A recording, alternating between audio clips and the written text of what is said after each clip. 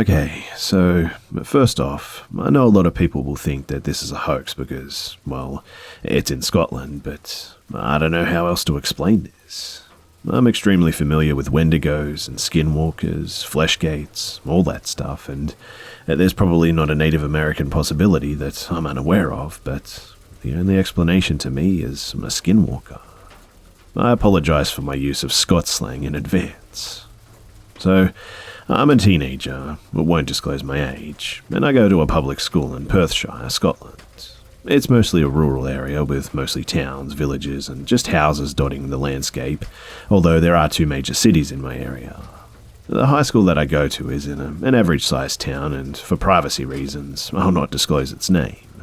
Not many people have had many paranormal encounters here, although a few people claim to have seen ghosts and whatnot. But anyways, on to my encounter.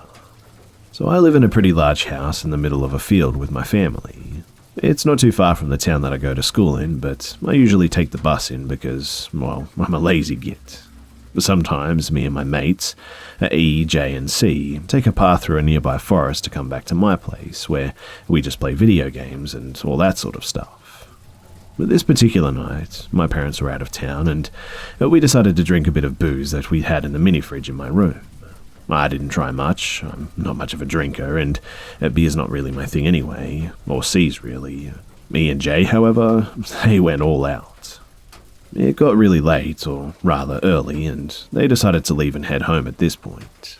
I said bye to them and headed back up to my room to play some more video games, and about half an hour later I heard a loud banging on my door. It was J and E, and I let them in, and they started panicking. C goes home a different way to them, and he lives a bit closer to me than the others. E and J said that they were walking through the woods and they saw a tall, skinny-looking bloke pelting it towards them. They panicked and legged it back to my house while the skinny fella just gave chase. But my mind went back to another friend, somewhat of a paranormal buff, who told me about Wendigos and skinwalkers. I called 999 though and said that a prowler was lurking around our house and had chased my mates back to my house, given that that was the most likely explanation. I gave the operator my address and they said that they'd have a car or two to my house in about an hour and a half or so, because apparently there was a big traffic incident or something. In the meantime, he said, arm yourselves, lock all the doors and windows and lock yourself in a room.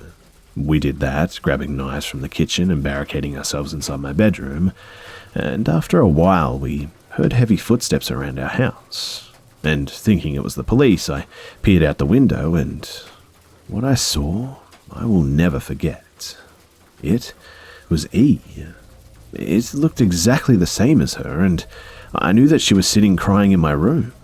I freaked out, and it saw me, and then it said something like, "What the hell is that thing?" but in a really broken way, and whatever the heck it was outside, it could speak, and it sounded exactly like Jay though.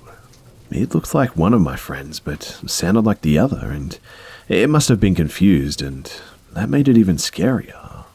But we heard sirens not too long after, and it just ran off into the woods.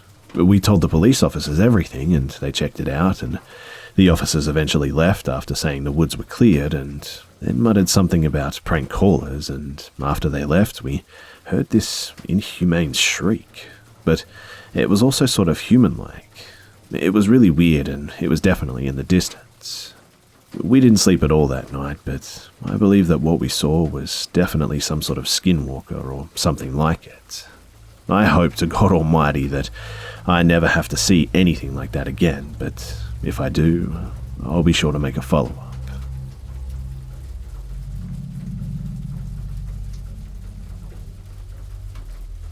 This story actually happened back when I was 18 years old and lived on my own. I came from a small town of around 1,000 people and moved to the city about 2 hours away for college. I wasn't naive due to my upbringing, but still very new to the whole "my neighbours are on the other side of the wall, not 2 miles away" thing. I'm around 5'3", a bigger girl, but at the time of this story I was more in shape and on the curvier side of being chubby, so I caught some unwanted attention. Now, my apartment was on the bad side of town. The road it was next to had some motels notorious for housing dealers and streetwalkers, addicts, etc., and a gas station that had to close at 9 p.m. because it just got robbed so much. My building was set up so that every time someone walked by it on the road, you could see into the first 2 apartment windows if the blinds were open. I lived in apartment number 2.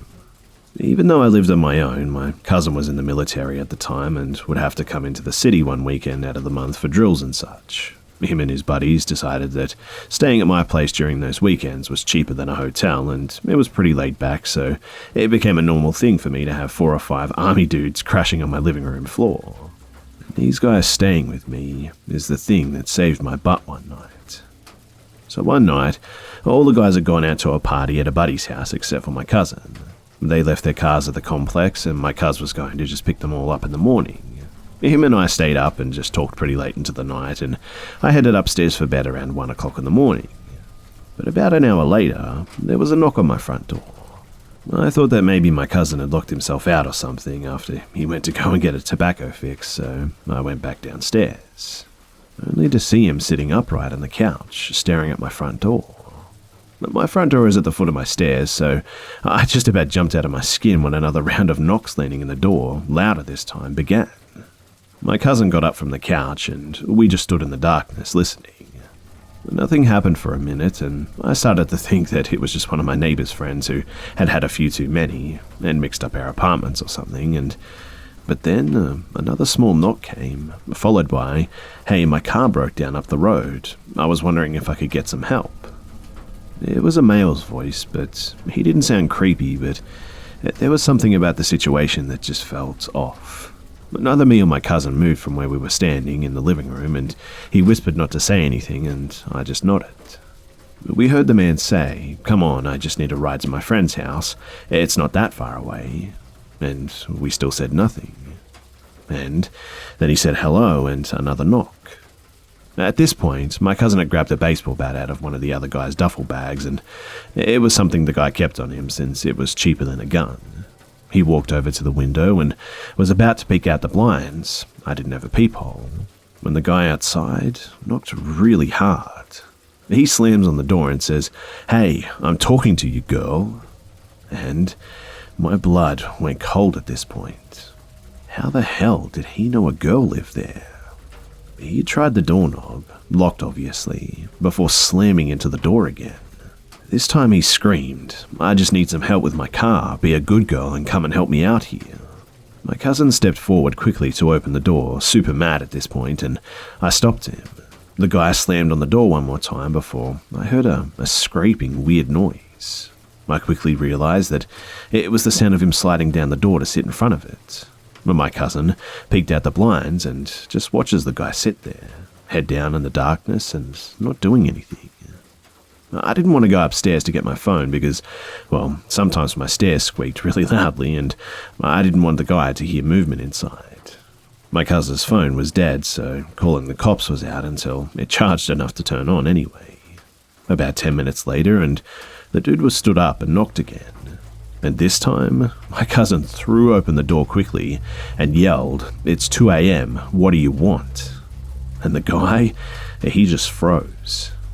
My cousin isn't a tall guy or anything, but for someone expecting a young woman, seeing an angry, muscular, shirtless dude in army pants holding a baseball bat, it was probably somewhat intimidating at least. It was probably somewhat intimidating. But they stared at each other for a second. I was out of eyesight from the door and could only see my cousin, not the man, and they didn't say anything. My cousin eventually broke the silence, though, and said, "Well, what do you need, man?" The dude answered in a quiet voice, muttering something about having the wrong apartment and that he was sorry to disturb him before just turning away quickly and walking out of the complex driveway, up the road and just out of sight. I'm really glad that my cousin stayed at my place instead of going out that night, and I have no other explanation for how the guy knew that I was female, besides that he had seen me walk in and out of my place before and had planned this or something. We didn't call the cops because, well, it was too dark to see the guy's face under the hat that he was wearing, and we couldn't really give a good description. And I never got another knock at my door again for the next year or so that I lived there.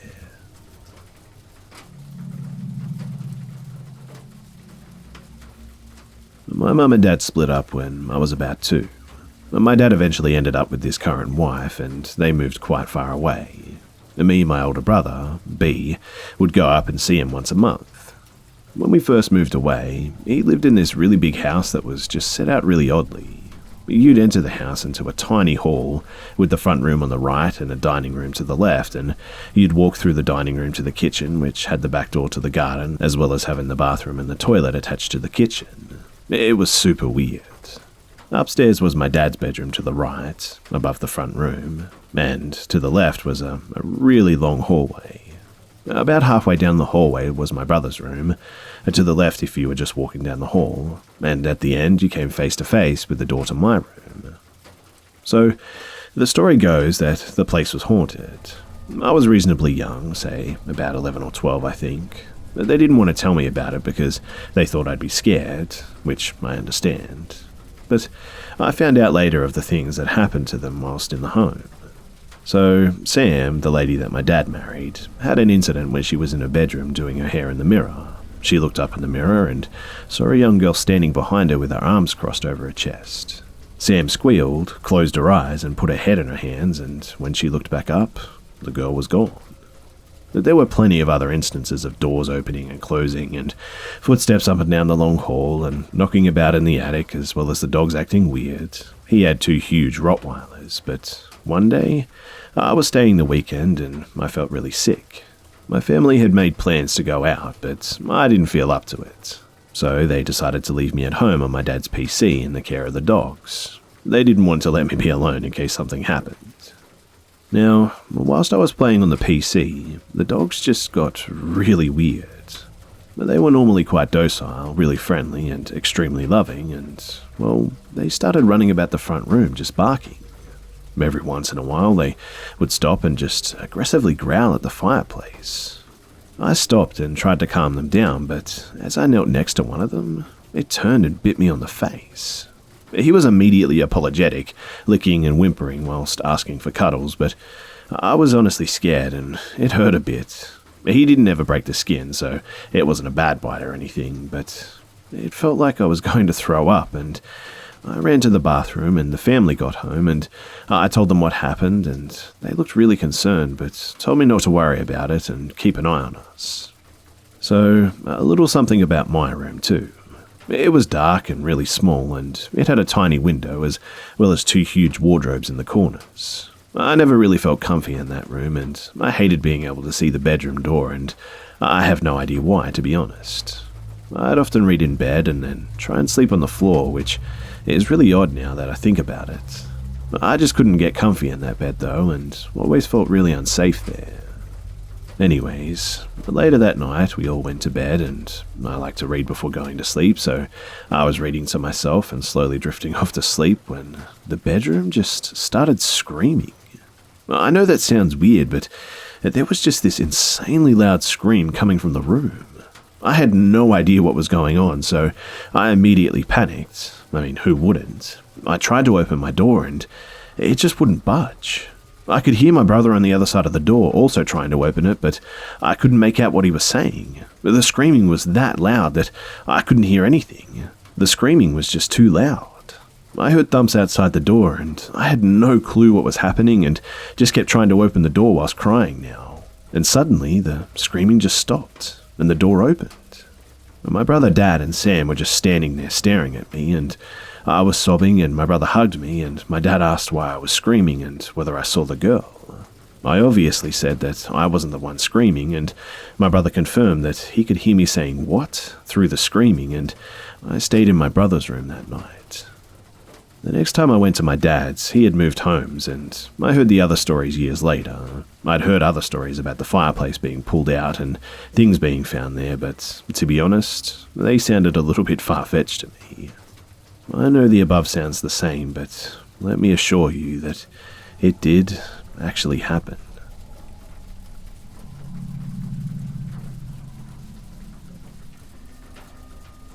So, the main incident that occurred was also witnessed by my boyfriend.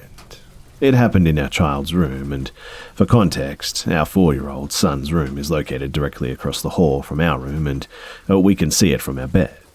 In my son's room, there's some jackets hanging up on some hooks on the back of the door, and this is a detail that comes up later in the story, and we've lived in this house for about 3 years and never had something like this happen before. So, we're sitting in bed on our phones, just getting ready to go to sleep, when we both hear our son jump out of bed and run across his room to his door. His door is like halfway shut, so I can't actually see into his room, but as I looked up, I saw the door move like he bumped into it. My boyfriend jumps up to go put our son back to bed, and after a minute or so, my boyfriend comes back out of the room, looking kind of freaked out, and whispers, "He's fast asleep. He didn't get out of bed." I climb out of bed thinking that my son is just pretending to be asleep or something, and walk in to see him definitely asleep, breathing slowly, under the covers how we tucked him in earlier. My boyfriend and I are both kind of like, what the heck to each other, wondering what the heck just happened, and we sort of just settle back into bed when something that makes this so much weirder happens maybe about half an hour later. So my son wakes up whimpering, and we get up to go and check on him. He's pointing at the door where the jackets are hanging up and says, "There's a monster playing with my jacket." I flip on the light and look around, and I can't see anything, and my first thought was maybe some sort of animal got into our house, and that's what we heard or what we just saw. So I look around the room trying to see if there's a mouse or something. Our house is really small and clean, so there's not really many places for an animal to hide, and I can't find anything. Plus, my son kept insisting that the monster was still behind the door, playing with his jacket. Additionally, the footsteps that we heard were pretty loud, and honestly really sounded like my son, so it just didn't make much sense that there was a small animal in here. My son wouldn't go back to sleep alone after this, so my boyfriend laid down with him so he would feel safe. This was honestly just such an odd event. I mean, my son never talked about monsters or being scared before this. It was just so out of nowhere and so weird that we heard the footsteps as well. And ever since then, my son will sometimes wake up crying about a monster in his room. I honestly wish that I could find an explanation for what we heard. I mean, if we hadn't heard the footsteps, I would have probably just dismissed my son's monsters claims and not think much about it. Do you guys have any ideas of what we could do or any rational explanation?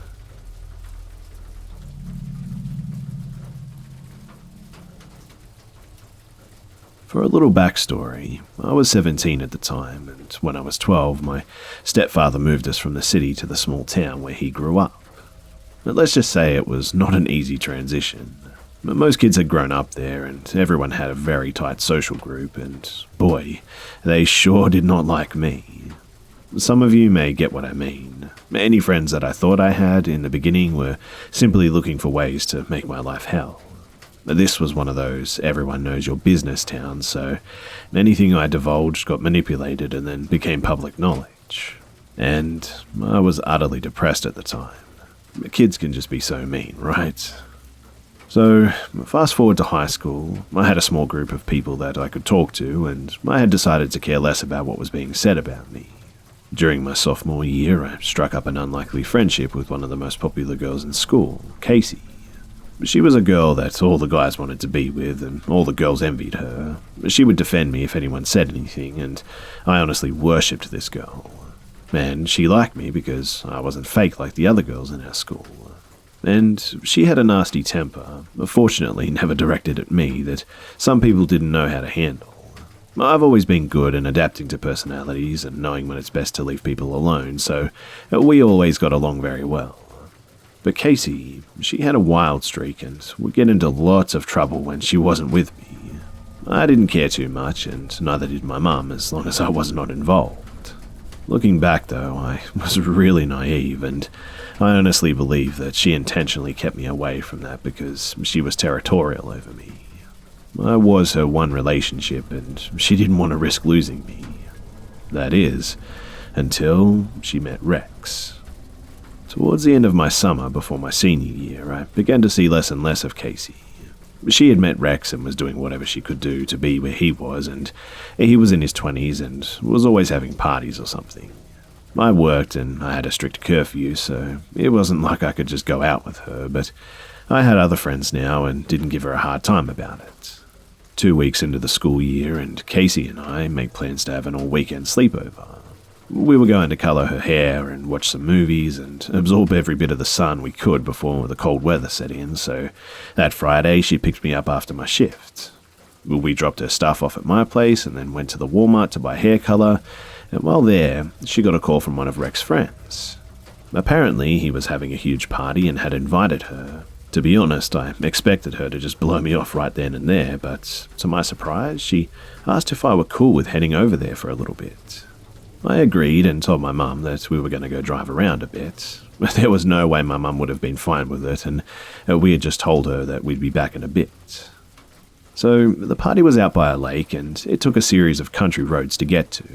But when we arrived, I only knew one other person there, and we spoke briefly before they left. After this, I was left to my own devices pretty much. Casey had disappeared with Rex, and I didn't see her again for another hour or so. She and several other girls were making their way to the door when I caught up to her. She said that they were going to go and get some cigarettes and would be back in 20. I asked if she would drop me off at home, but she said that there wasn't any room. Needless to say, I was upset, but I parked myself on the couch and tried to socialize with those who were left. 2 hours later, and she hadn't returned and was ignoring my calls. 2 hours later, and she had not returned and was ignoring my calls. I was angry and hurt and, most of all, scared.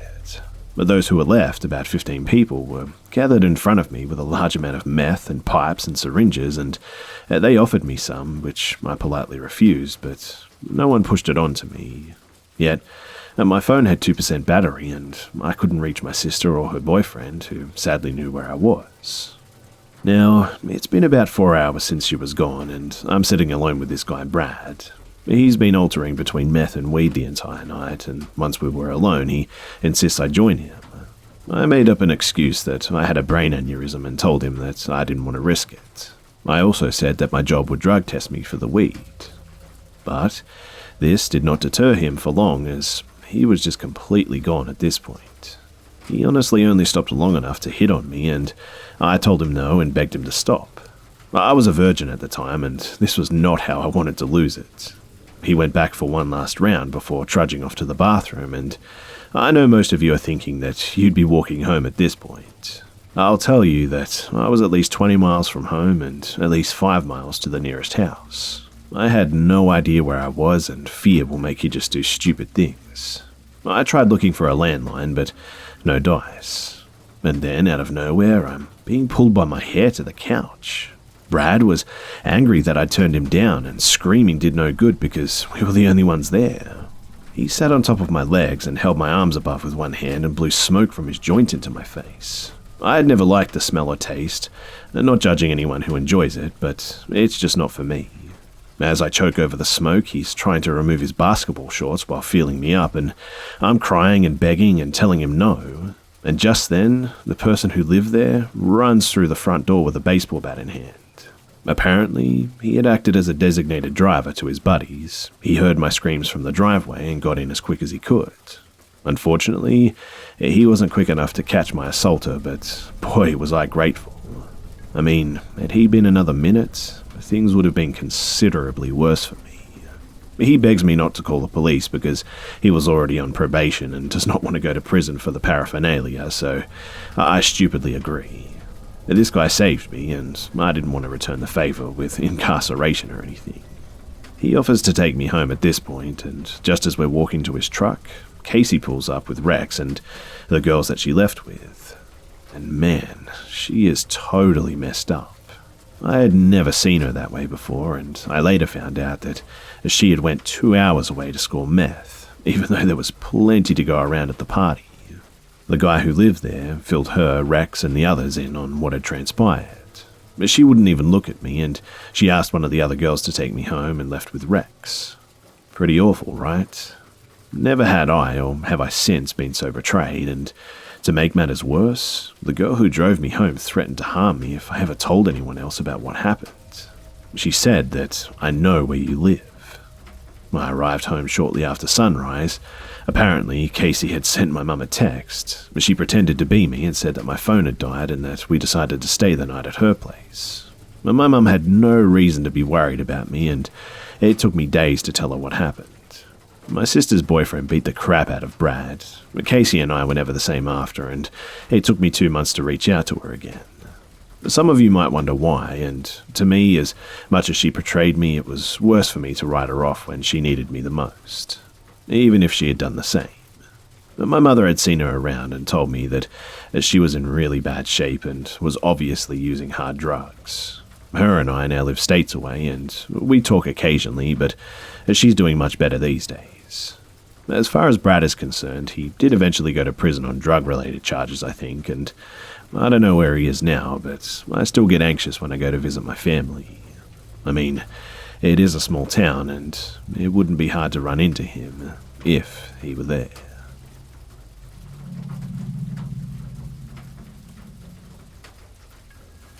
So, I'd like to start off by saying that I'm not religious.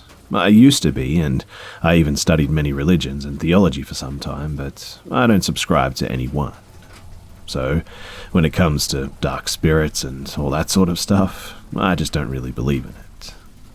That being said, when I was a kid I was on the highway with my grandma. I lived in Oahu, Hawaii, and we were driving on the Pali Highway.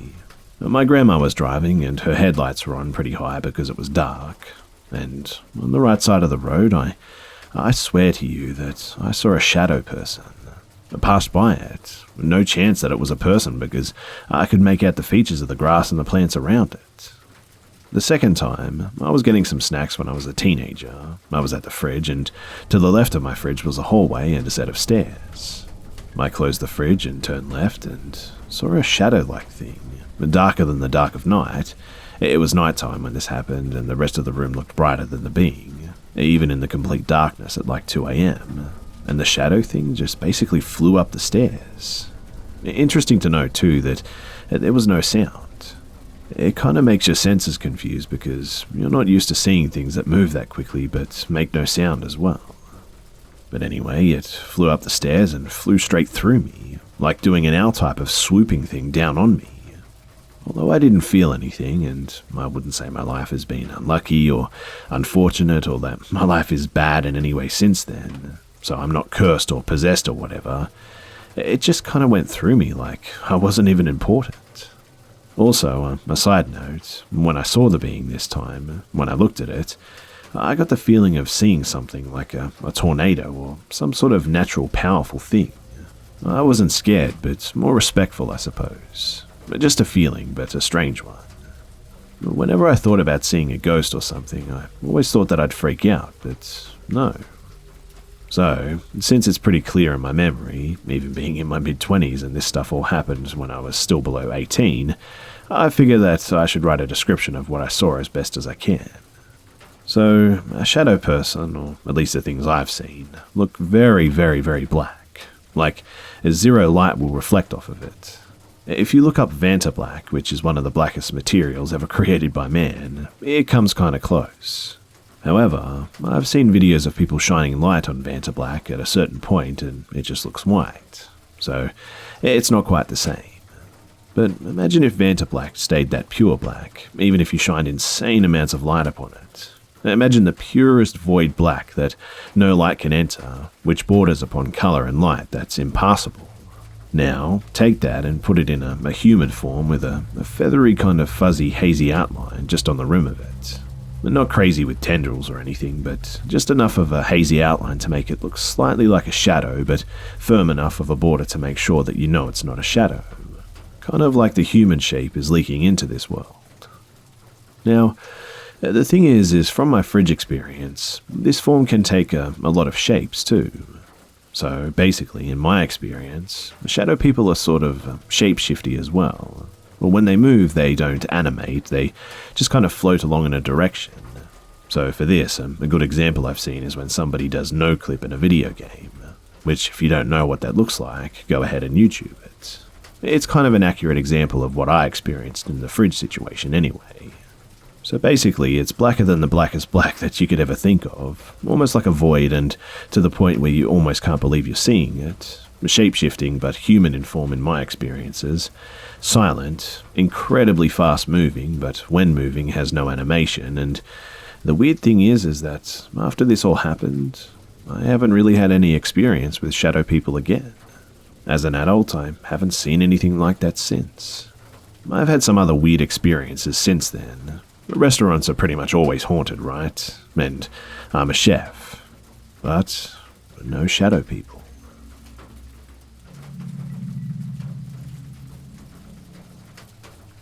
This story doesn't involve me directly, but I was there when everything went down. This happened about a year ago. I used to spend every day at my best friend's apartment building, which was kind of a weird setup.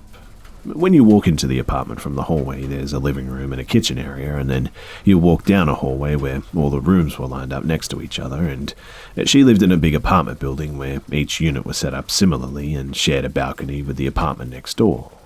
Both units have a glass door that leads onto this balcony as well. Due to the layout, in order for each bedroom to have a window, there's an empty space with the width of the balcony between the two neighbouring units that share it. This also means that your bedroom window directly looks into the neighbour's bedroom window from about 15 feet away. So, my friend and I were in the living room watching a movie on a Saturday night when one of her roommates scurried into the living room looking terrified and exclaimed that there's a man staring at me from the window next door. She explained that all the lights in the apartment have been off all weekend, so she assumed that all the girls next door had gone home for the weekend. It was a set of college apartments in a dangerous neighbourhood. She had the blinds cracked open and was laying on her bed when she saw movement from the dark room next door. She looked over and there was a pair of eyes staring at her from the dark, and at first she thought that she was nuts, but a minute later saw a large dark arm pressed up against the glass and the eyes emerged again. But the lights were already off in the living room, and we all crouched down and gathered around the glass back door to watch the windows of the apartment next door to see if anyone was inside. And sure enough, after a minute through the blinds, we saw someone moving around and flickering lights on and off. This made us all really nervous because he could easily walk onto the back porch, and then the only thing standing between him and us would be a glass door. We were all pretty freaked out, but reasoned that maybe one of the girls had given her boyfriend a key card and he was the one inside. On the other hand, the apartments were super easy to break into. I mean, you swipe a card down the lock and you're pretty much in. There were about 50 units in the building, and there was a huge problem with robberies though. The next day I was over again and we heard the girls come home. We went out into the back porch and knocked on their door, and when we told them what happened, their faces went pale as they explained that nobody was home and nobody should have been inside the apartment. After informing the building manager of what happened, they all gathered their belongings and they went somewhere else for the night. Unfortunately, the building manager didn't really care or do anything about it, but a few months later, everyone just pretty much moved out. Nobody knew who he was or how he got into the building in the first place, since there's a security guard sitting at a desk by the front door. The whole situation was just really weird and kind of unexplainable, but the creepiest part was the fact that the guy was just so brazen and just stood there staring at us.